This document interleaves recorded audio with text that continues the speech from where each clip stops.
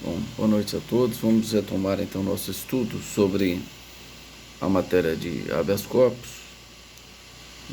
Em última aula nós estávamos falando da legitimidade ativa, né? Nós falamos que o habeas corpus não pode ser impetrado anonimamente, né? Falamos do artigo 202 e 192 do regimento interno, respectivamente, do STF e do STJ, que quando impetrado um habeas corpus e haja defesa constituída,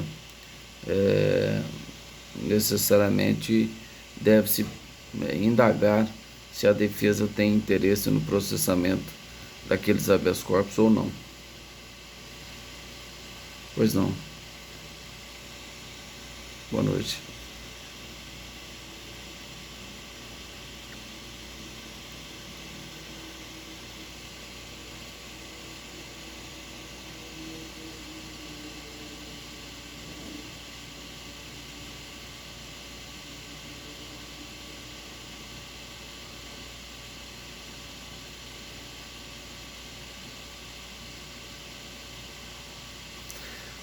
Bom, nós estamos ainda estudando o processamento de habeas corpus. Vamos uma etapa de cada vez. Eu acho que você não estava presente à última aula, você deve ter assistido a aula, por isso que talvez você esteja com mais dúvida nesse sentido. Mas com o decorrer da aula, eu acredito que nós vamos repassar sobre isso. Se você não conseguir entender, você me reporta aqui que, sem dúvida nenhuma, eu tiro a sua dúvida, ok? Então tá bom, vamos lá, vamos retomar então.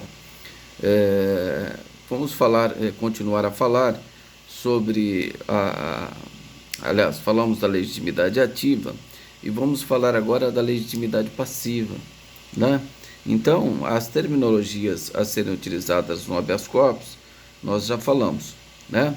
Nós temos o paciente, é aquele que sofre a coação ilegal ou está em vias de sofrer a coação ilegal, afeto direto ou indiretamente a liberdade de locomoção, né? E nós temos também, né, o impetrante, que pode ser o advogado, pode ser uma terceira pessoa, que impetra a ordem em favor do paciente. Ou o próprio paciente pode ser o autor do habeas corpus, como quando ele sofrer a coação ou na iminência de sofrer, ele mesmo pode ser o impetrante, o paciente é impetrante. Por exemplo, eu vou advogar em causa própria. Se eu estiver sofrendo um constrangimento ilegal ou na iminência de sofrer um constrangimento ilegal, eu mesmo posso propor um habeas corpus, eu serei paciente e impetrante, não é?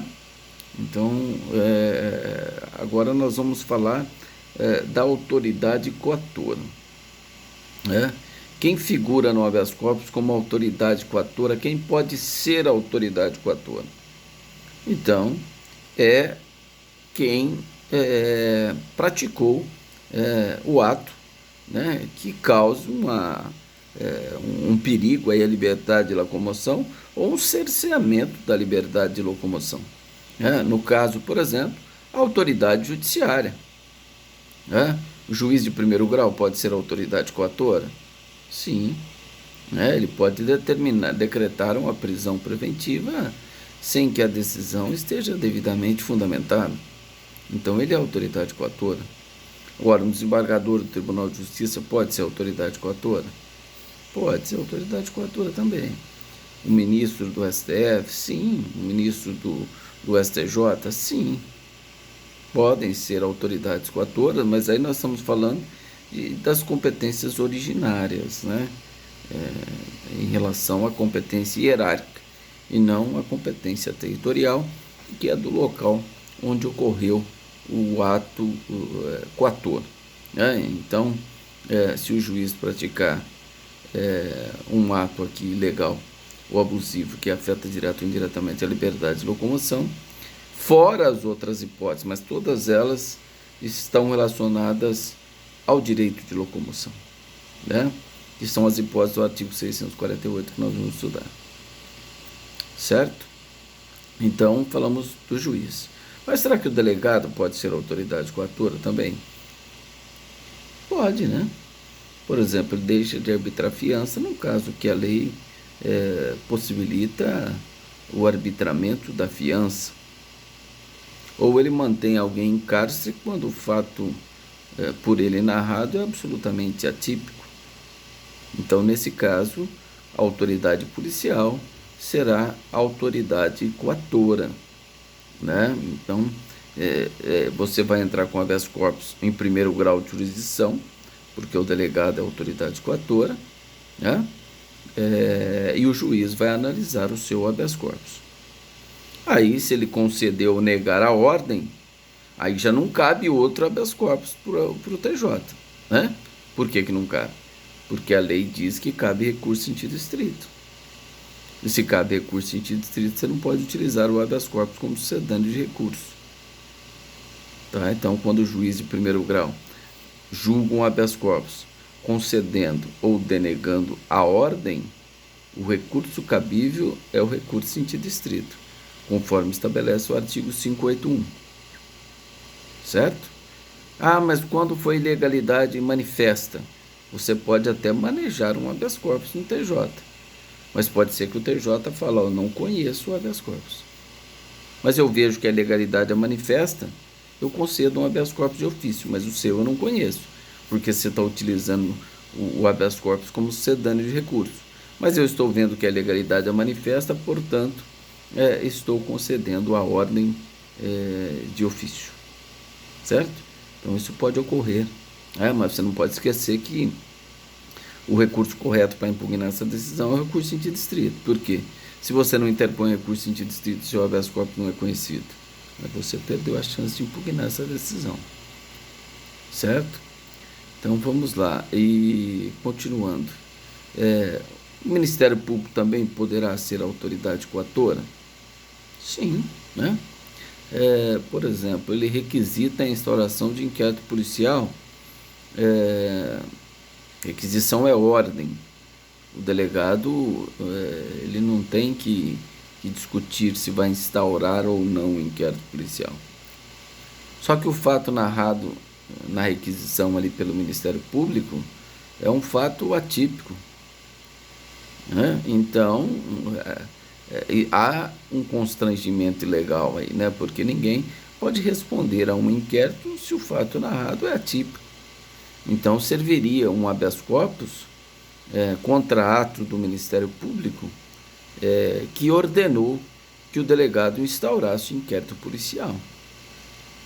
Certo? Então, quando há uma requisição do Ministério Público para a instauração de inquérito e não há justa causa para que aquela pessoa responda a inquérito policial, é possível que você promova aí o habeas corpus. Certo? Então, o habeas corpus sempre você vai utilizá-lo, né, quando há risco à liberdade de locomoção. Eu já falei isso para vocês. Por quê? Conceder-se-á habeas corpus, né, sempre que houver a ilegalidade, o abuso de poder praticado por autoridade pública, né, que afeta o direito de locomoção, a liberdade de ir e vir de alguém. Certo? Nessa hipótese cabe, tanto que o mandado de segurança ele já exclui, né? Conceder-se-á mandado de segurança para garantir direito líquido e certo, não amparado por habeas corpus ou habeas data. Então, só cabe um mandado de segurança quando não couber habeas corpus. Então, a Constituição de 1934, pela primeira vez que ela trouxe ali o mandado de segurança, ela já procurou disciplinar realmente a hipótese de cabimento de habeas corpus e dizer o que ficaria reservado para o mandado de segurança. O mandado de segurança hoje nós temos ele previsto na Constituição Federal, se não me engano, 69 do artigo 5º, e no artigo 1º da Lei 2016-2009, que é chamada de nova Lei de Mandado de Segurança.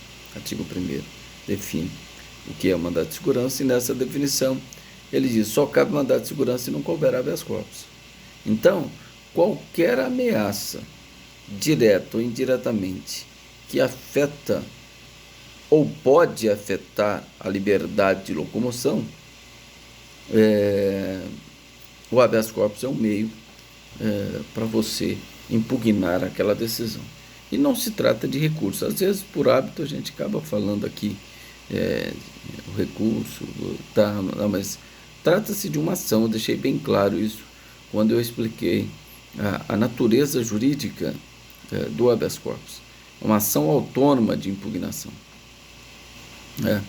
prevista na Constituição Federal como sendo uma garantia, não só ao brasileiro, quanto ao estrangeiro também. Certo? Bom, agora vem uma pergunta. Será que é possível você interpor um habeas corpus contra ato de um particular? Será que isso seria possível? O que vocês acham? Sim ou não?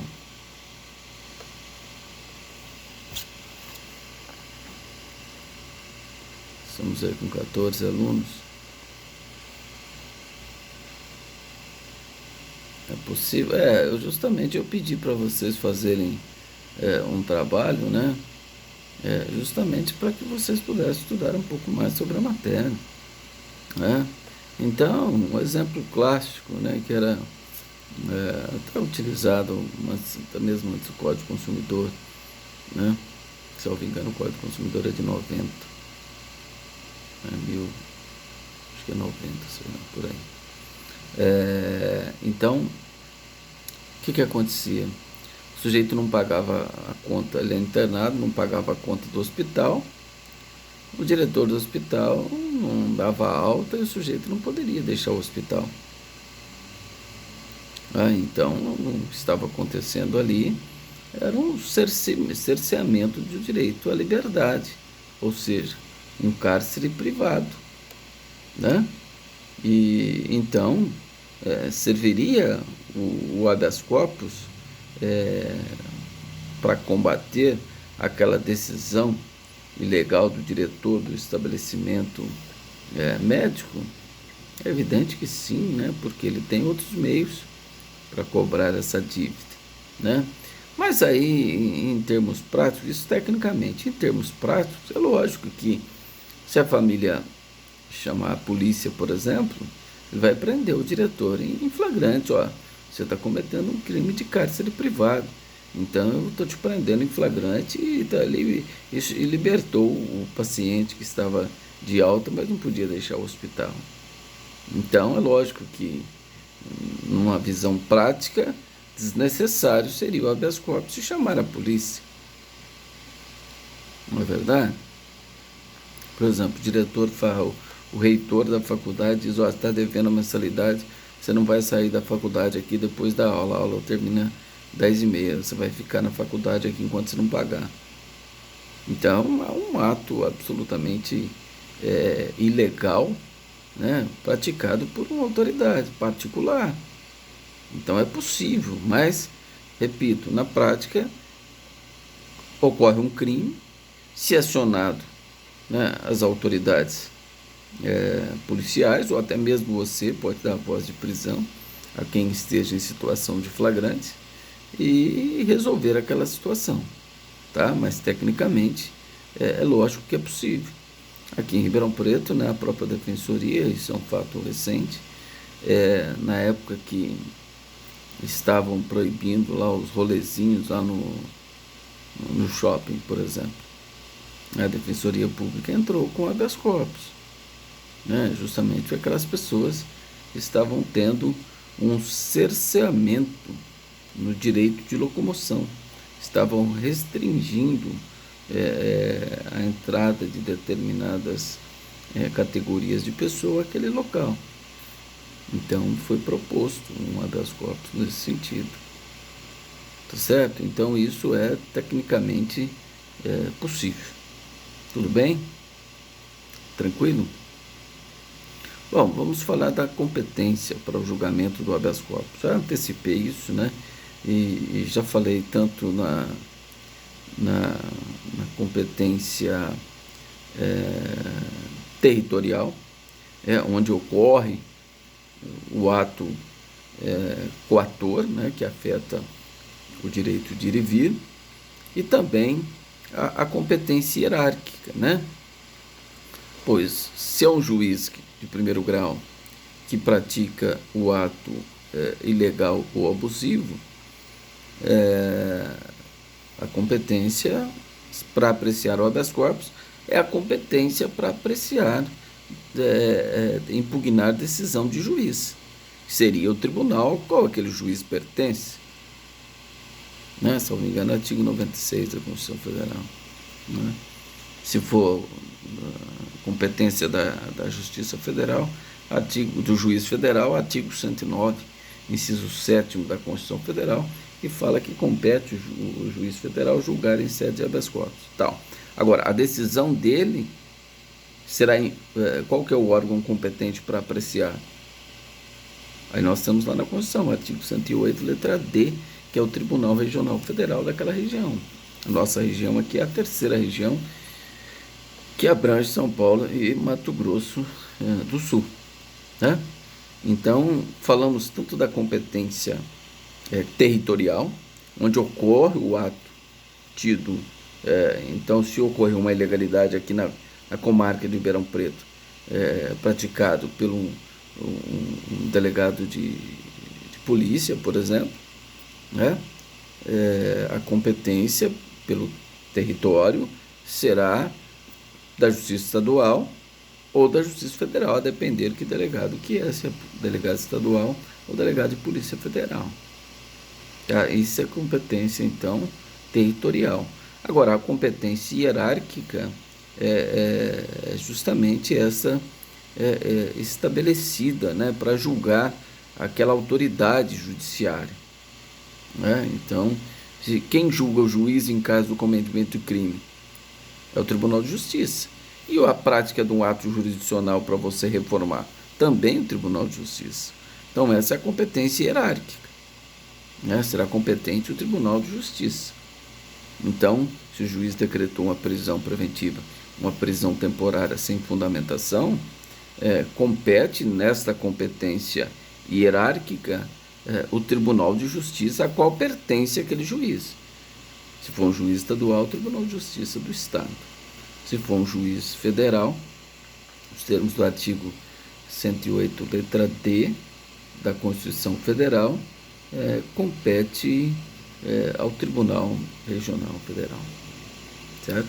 Agora, e se for um Ministério Público, a autoridade coatora? Então vamos imaginar o seguinte: o Ministério Público Estadual requisitou a instauração de inquérito policial, o delegado não tem o que fazer, ele está obrigado a instaurar inquérito policial, né? E assim o fez. Você entende que há um constrangimento ilegal aí, e você quer entrar com habeas corpus visando o trancamento do inquérito policial. Esse é o seu objetivo, trancar o inquérito policial. Tá? Onde você iria propor esse habeas corpus? Vamos lá.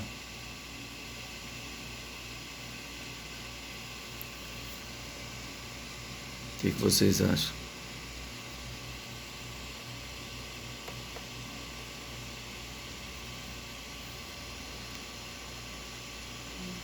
Ninguém responde? Vocês fizeram o trabalho aí, quem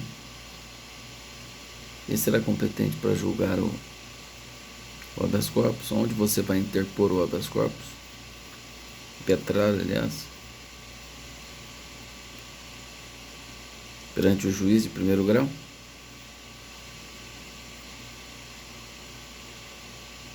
A autoridade coatora é o Ministério Público.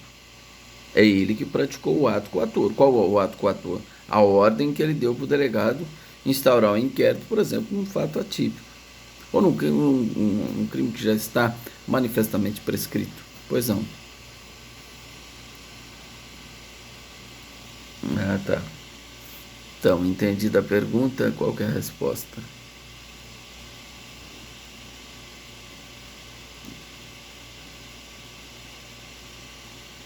Sim.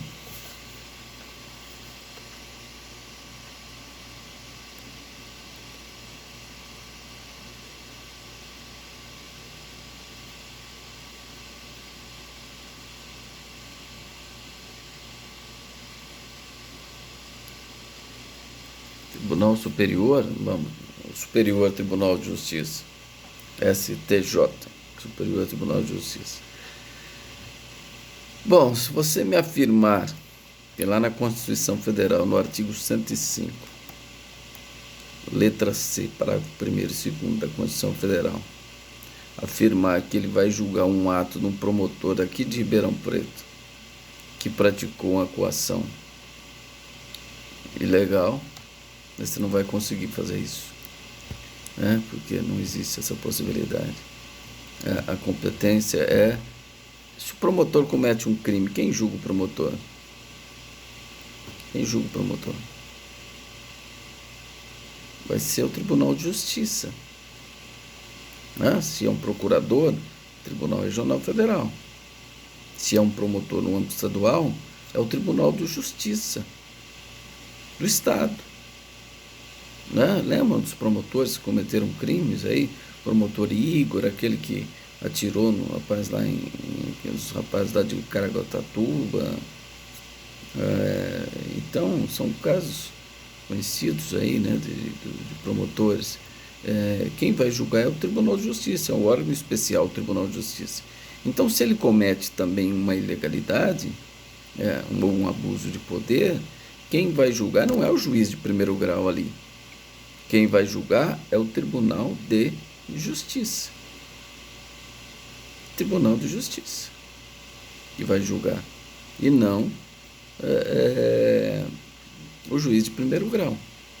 Tá certo? Então, quando o Ministério Público é a autoridade coatora, compete, se for o Ministério Público Estadual, compete ao Tribunal de Justiça. Se for o Ministério Público Federal, compete ao Tribunal Regional Federal. Certo? Então, essa competência hierárquica, ela está prevista na Constituição Federal. Então, eu falei, o artigo 96 fala lá dos juízes estaduais, né? O artigo 107, aliás, é isso mesmo, 107, 109, aliás, não estou confundindo o inciso, 109, inciso 7º da Constituição Federal, fala que compete os juízes federais julgar, tal. E compete, ela fala também que compete ao Tribunal Regional Federal julgar. Artigo 108, letra D da Constituição Federal. Aí ela fala, compete ao STJ julgar, em sede de habeas corpus. Artigo 105, letra C, parágrafo 1º, 2º, salvo engano. Tá? E o STF compete, vamos lá, só confirmar. Quem abre a Constituição, no artigo 102, faz a leitura da letra D e letra, salvo engano, letra D e letra I da Constituição Federal, e fala, compete o Supremo Tribunal Federal julgar em sede de habeas corpus. Isso é competência originária, então nós estamos falando de competência hierárquica, né? Aqui a competência do Tribunal Regional, Federal, de acordo com aquelas autoridades que têm foro por prerrogativa de função. Que localizou é artigo 102.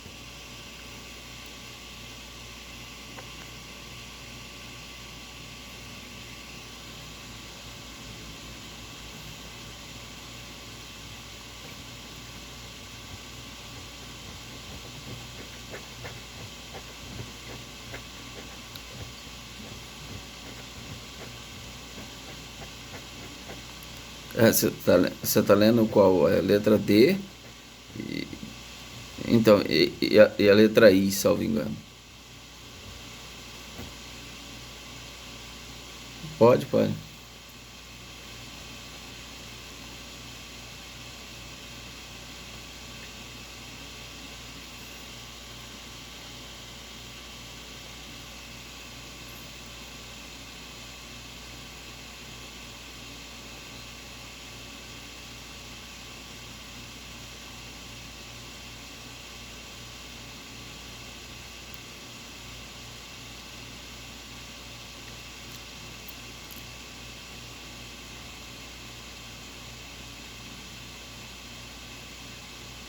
Tá, então, por exemplo, explicando isso, Se um governador for preso, decretada a prisão preventiva do governador, no exercício aí da sua função, quem vai decretar?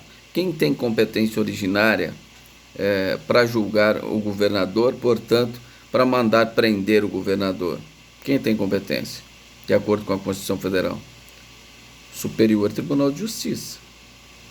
Então, se essa ordem emana do Superior Tribunal de Justiça, quem é competente para apreciar essa decisão do Superior Tribunal de Justiça?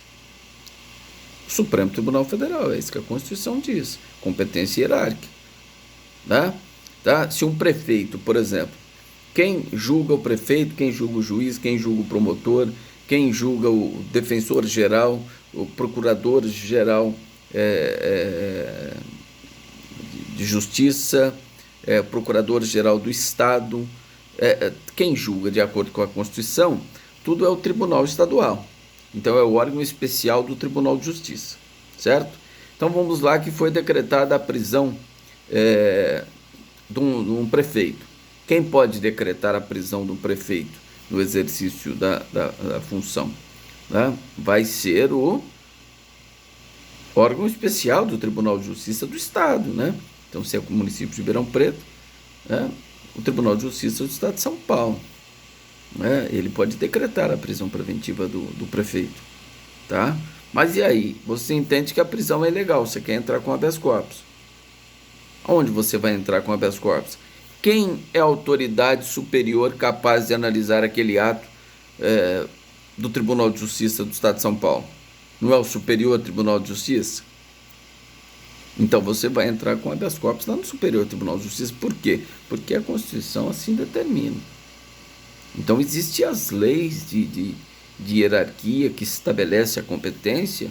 Isso nós já estudamos no semestre passado, a competência por prerrogativa de função, né? Nós estudamos esses detalhes aí no semestre passado, tá certo? Então essa competência hierárquica é isso aí, tá? Eu dei o exemplo do prefeito, governador. Se é um deputado, por exemplo, que é o paciente, que está sofrendo uma coação, quem vai analisar esse habeas corpus vai ser o Supremo Tribunal Federal, de acordo com a Constituição.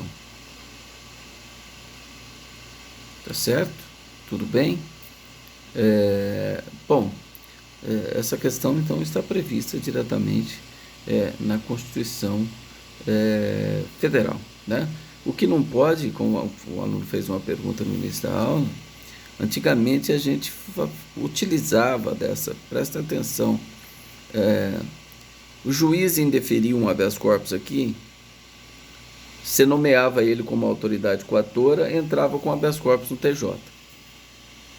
Aí o TJ negava, se entrava com habeas corpus no STJ. Aí o STJ negava, se entrava com habeas corpus no STF. Isso tudo era permitido. Só não era admitido assim. Se negou a liminar, você já entrar com outro habeas corpus. Não, aí você tinha que esperar julgar o mérito. Esperar julgar o mérito, para depois você entrar com habeas corpus. Mas isso era possível você fazer desse jeitinho que eu falei.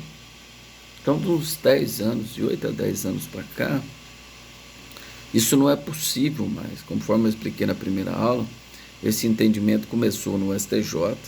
O STJ, pela quantidade de habeas corpus que impetrava, por exemplo, o goleiro Bruno foi preso. O Tribunal de Justiça de Minas negou a liberdade dele, né?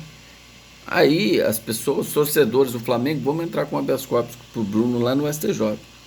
Eles não eram impedidos. Hoje não existe isso. Por quê? Se o Tribunal de Justiça nega o habeas corpus, só o advogado pode propor o recurso ordinário constitucional. Então o STJ falou, então vamos começar a exigir os recursos que a Constituição diz. Artigo 105.2 da Constituição Federal. Né? O artigo 102.2 da Constituição Federal. Recurso ordinário constitucional, o STJ ou o STF. STF, crime político, tal. Entendeu? Então, a partir daí, começaram a exigir os recursos próprios e você não poderia mais, então, interpor habeas corpus e habeas corpus. Porque ó, aí ficou assim, depois disso. Juiz de primeiro grau negou. O que você tem que fazer? Bom, vamos ver se vocês entenderam. O juiz de primeiro grau negou hoje. O que você tem que fazer? Recurso em sentido estrito, gente. Negou, concedeu. Recurso em sentido estrito. Tá? Aí vai para o tribunal. Tá? Aí o tribunal vai julgar seu recurso em sentido estrito. Pronto. O habeas corpus já parou ali. Agora, se o juiz é autoridade coatora, ele decretou a prisão preventiva sem fundamento, você vai entrar com habeas corpus onde? Tribunal de Justiça. Quem é a autoridade coatora? Juiz de primeiro grau. Se o Tribunal de Justiça nega o habeas corpus, você pode entrar com outro habeas corpus em Brasília? No STJ? Não. Por quê? O artigo 102 da Constituição fala: da decisão que denegar habeas corpus cabe recurso ordinário constitucional. ROC. Você é obrigado a usar o ROC. Você tem 5 dias de prazo, tem que ter procuração e tem que ter os requisitos do recurso. Chama-se recurso ordinário constitucional. Mas você já não fazia nada disso. Vou entrar contra o habeas corpus agora no STJ. Mas sempre digo a vocês que nunca podemos descartar o habeas corpus. Determinados casos, como quando você discorda, que você entende que a ilegalidade ela é manifesta, né? Você utiliza seu habeas corpus. Utiliza seu habeas corpus. Que prejuízo que tem? Semana mesmo fiz um caso de repercussão que eu atuo, vocês conhecem esse caso do menino Joaquim. O tribunal negou o desaforamento e não era de se discutir, negou, não vamos discutir isso mais e pronto, e deixa ser julgado aqui. Eu não entrei com recurso especial porque não era programado para entrar o recurso especial. Então tudo bem, decidida a questão. Mas eu, inconformado com isso, falei: quer saber de uma coisa, eu vou tentar discutir isso no STJ. Então, como eu tinha uma decisão denegando o desaforamento no TJ, eu entrei com o habeas corpus já sabendo que a chance dele não ser conhecido era de 99%. Já sabendo. Mas eu vou entrar assim mesmo. Eu vou trabalhar, mas é a minha função, vou entrar. Naquela época eu não discutia recurso especial, falei: não, vamos deixar do jeito que está. Falei: quer saber de uma coisa, eu vou entrar. E entrei. O ministro recebeu, falha a memória, qual que é o nome? O Ivan Parsionik, ele tem um nome estranho, sei lá, um nome esquisito da quinta. Ele recebeu o habeas corpus, falou que a princípio era o caso de não conhecer, mas diante da relevância dos argumentos, vamos processar, e abre vista ao Ministério Público para parecer. Tá vendo? A chance que era de 99%, eu tinha 1%, eu encaixei nesse 1%. Ele mandou processar, não digo que ele vai conhecer, mas ele já falou: olha, o que o advogado está falando aí tem alguma pertinência em tese, vamos ver o que ele está falando direito? Vamos deixar a turma julgar. Aí vai ter uma decisão colegiada, eu vou fazer uma sustentação oral na turma colegiada. Vou explicar as razões porque eu não entrei com recurso especial. E aí o que ele fala? Ele pode falar: olha, esse habeas corpus seu nós não vamos conhecer, porque aqui tem desde 10 anos atrás, nós entendemos que você não pode utilizar o habeas corpus como sedâneo de recurso especial. Ok, perfeito. Mas eu estou vendo que a ilegalidade é manifesta, eu vou apreciar essa questão.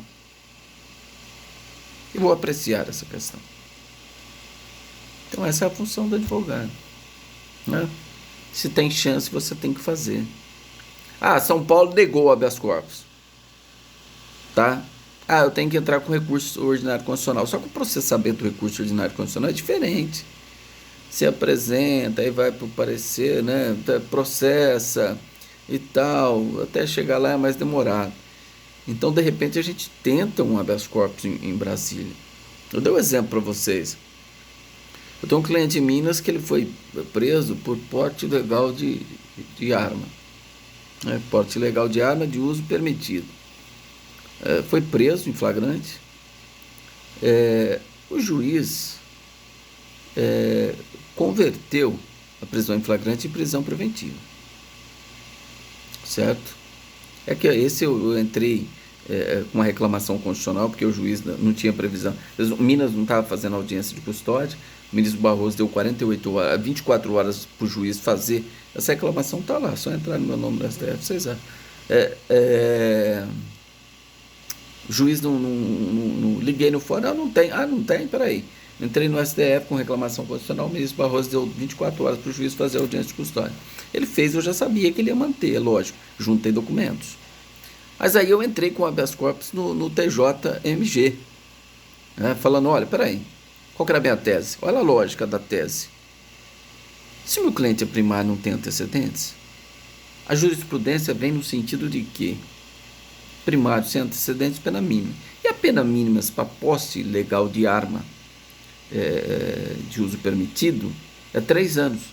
Então, se na pior das hipóteses, meu cliente condenado, a pena dele ficaria em 3 anos, porque ele é primário, não ostenta antecedentes. 3 anos. E 3 anos é pena alternativa. O crime não foi cometido com violência ou grave ameaça. Admite pena alternativa. Então, qual que é a minha lógica? Olha, se ele for considerado culpado, ele não vai ficar nenhum dia preso. Por que o juiz está decretando a prisão preventiva dele? O Tribunal de Justiça nega a liminar de Minas. Eu fui lá despachar pessoalmente com o relator, mas não senti firmeza. Conversei com ele e falou, doutor, eu vou analisar a questão com calma e tal. Até à tarde eu tenho a decisão. Fui lá despachar pessoalmente. Mas não senti firmeza. Foi dito e feito. Indefiro a liminar e tal. Deixa a turma apreciar a questão de mérito, tal. Tudo bem. Tem uma súmula que proíbe isso, por simetria. Vou explicar o que é isso, simetria. Proíbe fazer o que eu fiz. O que eu fiz? Do indeferimento da liminar do habeas corpus, falei, quer saber de uma coisa? Eu vou lá no STF, eu não concordo com essa argumentação. Não é possível.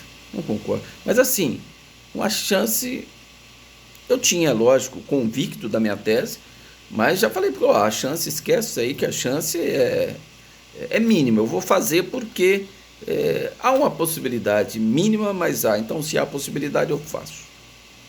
E fiz. Estou lá trabalhando, tal. Quando eu olho a decisão, processo habeas corpus, concedo a liminar, determina expedição de alvará de soltura. Justamente com o meu argumento. Primário sem antecedentes, pena mínima 3 anos. O cara não ficaria um dia preso, ele já estava preso uns 7, 8 dias. Lógica. A decisão e a fundamentação é lógica. Então, se eu não tivesse feito isso, ele teria, tudo bem que o Tribunal de Justiça de Minas provavelmente ia conceder, mas ia demorar lá uns 60 dias para julgar, enquanto isso ele estava preso. Porque eu acreditei naquela tese minha e insisti, mas totalmente contra. Se fosse o ministro falando assim, indefiro, tendo em vista que ainda não foi julgado o mérito do habeas corpus no Tribunal de Justiça de Minas, ainda assim, se fosse denegado o recurso cabível lá, é recurso ordinário constitucional. Eu poderia decidir dessa forma. Por quê? Tem a súmula 691. Quem lê a súmula 691? Do indeferimento da liminar de habeas corpus no STJ, não cabe habeas corpus no STF. Então, se o STJ não julgou o mérito ainda do habeas corpus, você não pode promover um habeas corpus no STF. Você tem que esperar julgar o mérito. E por simetria é a mesma coisa. Se o TJ não julgou o mérito, você não pode ir com o habeas corpus, né, no STJ. E foi exatamente o que eu fiz. A súmula 691. Vamos lá.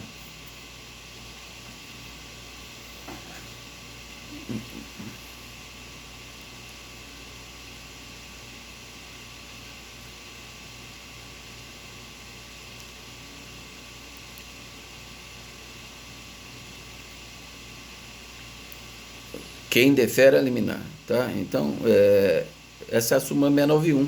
E ela, por simetria, ela é aplicada. Então, se o relator lá do STJ quisesse ter dito assim, indefiro com fundamento na súmula 691, ele indefiria em 6 linhas, 5 linhas. 691.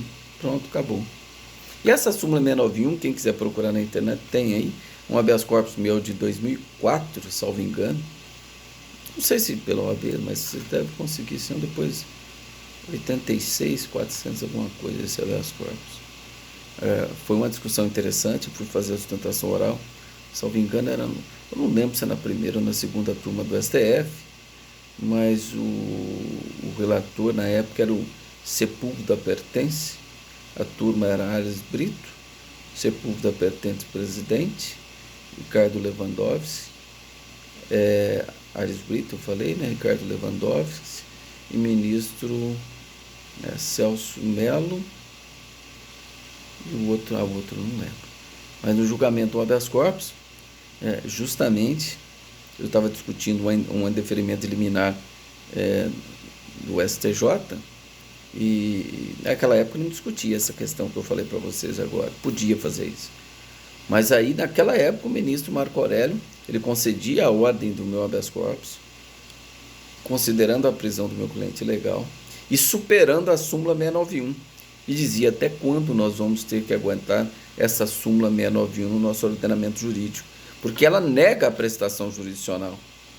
Porque se a decisão daquele tribunal inferior liminar a ilegalidade for manifesta e ainda assim indeferir a liminar, você fica tolhido de buscar a prestação jurisdicional na instância superior, porque a súmula 691 proíbe. Então, nesse caso, o ministro Marco Aurélio foi voto vencido. Houve uma discussão, habeas corpus grande, acho que tem mais de 40 laudas. Teve bastante discussão no voto, eu fiquei lá em pé um tempão. E discutiam, queriam até fazer diligência. Aí o Sepúlveda Pertence, na época presidente, nós vamos fazer diligência em relação à súmula 691 e tal. E foi interessante esse habeas corpus, né? E nesse caso, então, o ministro Marco Aurélio superava a súmula 691 e concedia a liminar. Então foi voto vencido. E aí, é lógico, eu peguei a argumentação dele junto com a minha, e aí no STJ, quando julgou o mérito do habeas corpus no STJ, aí foi concedida a ordem, meu cliente foi colocado em liberdade, né? Então, só para falar um pouquinho para vocês, ela é a 690 também, fazendo favor, do STF.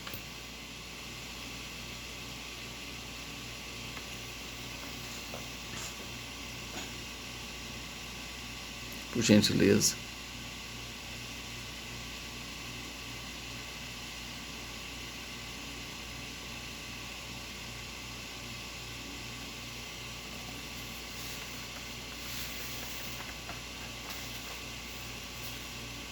Tá, então essa súmula 690, deixar claro para vocês que essa súmula 690, ela não tem mais aplicabilidade, porque entende-se que da turma recursal, o competente para julgar habeas corpus é o Tribunal de Justiça, né, ou o respectivo Tribunal Regional Federal, o respectivo Tribunal Regional Federal. Então não compete mais ao STF, nos termos da súmula 690, julgar habeas corpus de decisão da turma recursal. Tá certo? Então vocês risquem essa súmula 690 que não tem aplicabilidade, mas era assim que funcionava. Competia a ele. Já funcionou, aliás. Tá? Não esqueçam disso.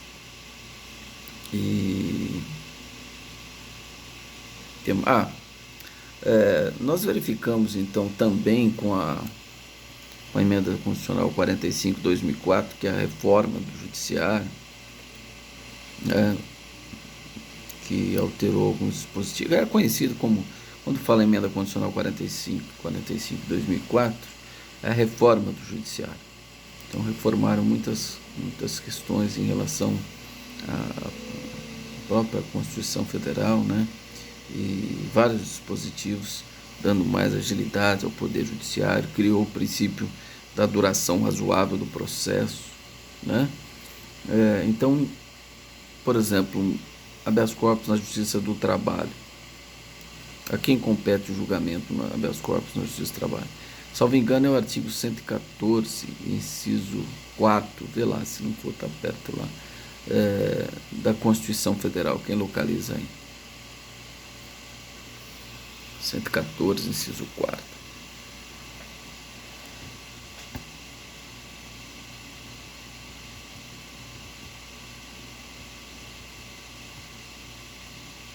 É.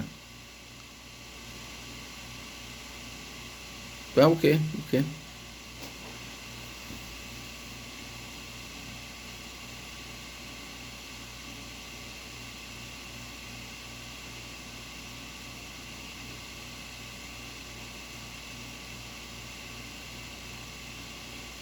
Certo? Então, tinha um entendimento que o habeas corpus na Justiça do Trabalho é competência da Justiça Federal, do Tribunal Regional Federal.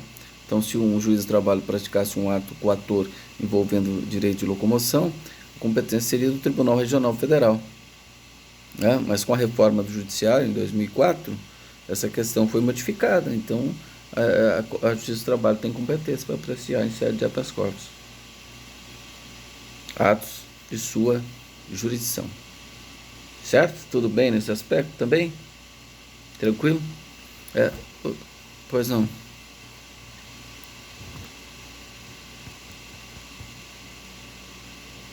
Não, não é a própria Justiça do Trabalho. O juiz do trabalho, como autoridade coatora, ele vai julgar o habeas corpus dele mesmo?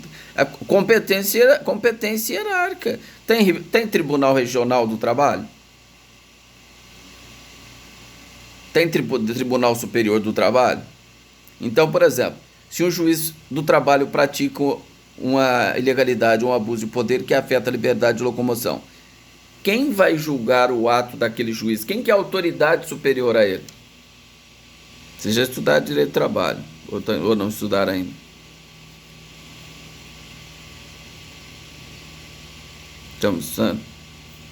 Está estudando então, mas vocês conhecem, tem um tribunal, direito constitucional, vocês já estudaram lá. Tem o Tribunal Regional do Trabalho, não tem?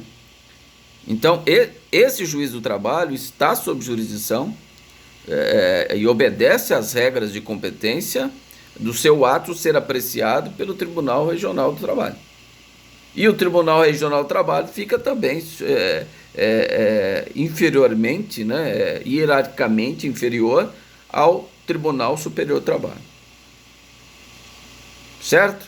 Dentro da esfera trabalhista, tá bom? Não era assim, por isso que eu digo. Não era assim, por isso que eu explico a reforma constitucional 45 de 2004. Certo? Tudo bem? Então vamos lá.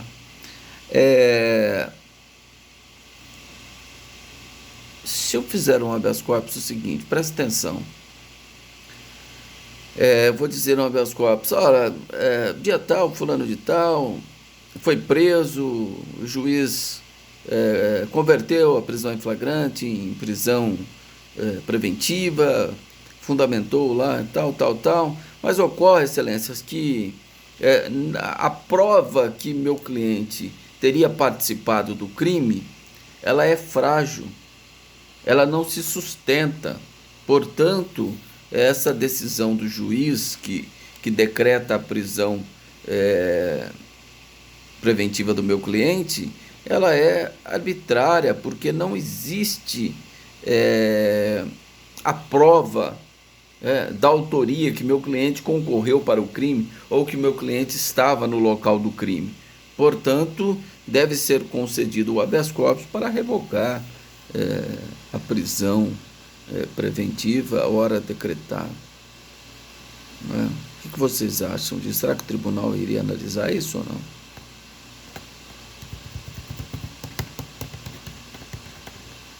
A grosso modo eu disse, né? Mas suficiente para objetivar aquilo que eu quero explicar para vocês. Vocês acham que o tribunal iria dar uma importância nessa minha fala?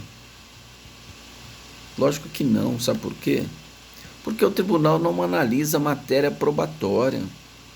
Quem analisa matéria probatória é o juiz de primeiro grau. É lógico, quando não tem lastro mínimo nós prendemos ele porque teve uma denúncia anônima, mas Não tem nenhuma outra prova que foi só uma denúncia anônima, o juiz decretou a prisão preventiva e o sujeito está preso preventivamente. Eu vou mostrar para o tribunal que a prova é essa, denúncia anônima. É lógico que o tribunal vai mandar soltar, porque não tem encontrado mais nada. É lógico, a não ser que tenha uma denúncia anônima e o sujeito foi encontrado com 1 quilo de cocaína. Aí não tem importância. Mas uma denúncia anônima que ele teria praticado um crime assim, assim, mas não tem nenhuma prova, aí eu vou prender ele porque teve essa denúncia. Então o que eu quero dizer é que o tribunal não analisa matéria probatória. Ele analisa o seguinte: a prisão ou o ato é ilegal, é abusivo ou não? É isso que será analisado. Então não adianta eu falar para o tribunal, olha, não tem prova suficiente que ele foi o autor do crime. Fala, doutor, isso aí o senhor vai discutir lá no juiz do processo de conhecimento, lá nas audiências, na defesa preliminar do cliente do senhor. Aqui, o senhor me mostra aqui onde que está a ilegalidade da prisão, que eu vou analisar o ato coator e verificar se a prisão é ilegal ou não. Porque o senhor está dizendo que a prisão é ilegal, mas aqui o senhor está discutindo prova que o cliente do senhor é inocente. Então isso não se discute em habeas corpus. Então se o juiz decretou a prisão preventiva de alguém, e eu entendo que essa decisão não está devidamente fundamentada, eu vou trazer aqui para o meu habeas corpus essa parte da decisão que eu entendo que é carecedora de fundamentação e vou mostrar para o tribunal que aquela decisão afigura-se de ilegal, porque a Constituição Federal, no artigo 96, diz o seguinte, que as decisões judiciais devem ser devidamente fundamentadas sob pena de nulidade. Então eu vou dizer que aquela decisão é carecedora de fundamentação jurídica válida a alicerçar um decreto prisional provisório, que é a prisão preventiva. Certo? Então, eu vou mostrar essa ilegalidade ou esse abuso de poder, tá? Que afeta direto ou indiretamente a liberdade de locomoção. Se eu já começar com essa história de prova, o tribunal simplesmente vai falar, aqui não é o lugar de você fazer isso. Habeas corpus não serve para isso. Habeas corpus vai verificar a ilegalidade. Onde que está a ilegalidade da prisão? O juiz não fundamentou? O juiz fundamentou. Não era o caso porque o sujeito era primário, a pena inferior a 4 anos, não podia ser decretada a prisão, o juiz decretou. Então há uma ilegalidade, porque a lei não autoriza, o juiz decretou a si mesmo. Né? Entenderam essa questão? De que se não se produz prova em sede de habeas corpus. Mas eu posso juntar documento? Pode. Qualquer momento você pode juntar documento antes do julgamento. Qualquer momento. Pode juntar um documento, juntar outro. Tranquilo. Quanto a isso, não tem problema. Né? Mas é lógico que a gente também, você esforça, né? De repente eu tenho uma filmagem para mostrar para o tribunal que aquela prisão que ocorreu com o meu cliente sendo o autor, está legítima uma filmagem com hora e tudo, que naquele dia meu cliente estava na cidade X. Está aqui a filmagem mostrando o rosto do meu cliente. Eu vou mostrar isso para o tribunal, no habeas corpus? É lógico que eu vou mostrar, é a única coisa que eu tenho. Meu cliente foi preso preventivamente, sendo o autor do crime, ou partícipe do crime. Eu vou mostrar que naquele dia que narra a prisão preventiva, que fala dos indícios de autoria, que naquele dia meu cliente estava na cidade tal. Olha lá, o rosto dele lá, se tiver que fazer uma perícia e não identifica o rosto, não adianta na tribunal falar, não, isso aí deixa primeiro grau fazer uma perícia para ver se é ele, se não é ele. Não, mas está nítido lá o rosto do meu cliente, a foto do meu cliente no processo, eu mostrando para o tribunal, tá vendo? Dia tal, hora tal, ele estava na cidade tal. Ele foi preso preventivamente como sendo partícipe do crime, autoria do crime. Não, lógico, pode ser autoria indireta e tal, não é porque ele estava lá que ele também não participou do crime. Ele poderia ter dado o dinheiro para o sujeito comprar arma, emprestado o carro. Não é isso que eu estou dizendo, né? Estou dizendo uma interpretação razoável, né? Que ele estava dizendo que no dia tal ele estava aqui em tal lugar, ele executando o crime, quando na verdade esse dia ele estava em outra cidade. Isso é matéria probatória. Mas eu vou mostrar isso para o tribunal? É lógico que eu vou. Fico tentar soltar meu cliente? Vou. O tribunal pode até falar, doutor, nós não vamos analisar essa questão probatória. Por excelência, mas a legalidade é manifesta. Olha aqui a foto se não é meu cliente, olha aqui o horário. Eu posso até mandar fazer um laudo, né? Um laudo particular, mas indicando a veracidade daquela filmagem.